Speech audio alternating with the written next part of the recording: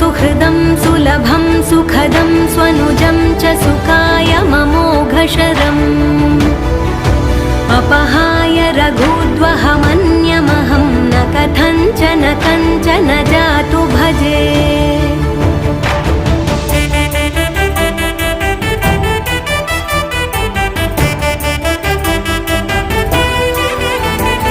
विना वेङ्कटेशं ननाथो ननाथः सदा वेङ्कटेशं स्मरामि स्मरामि।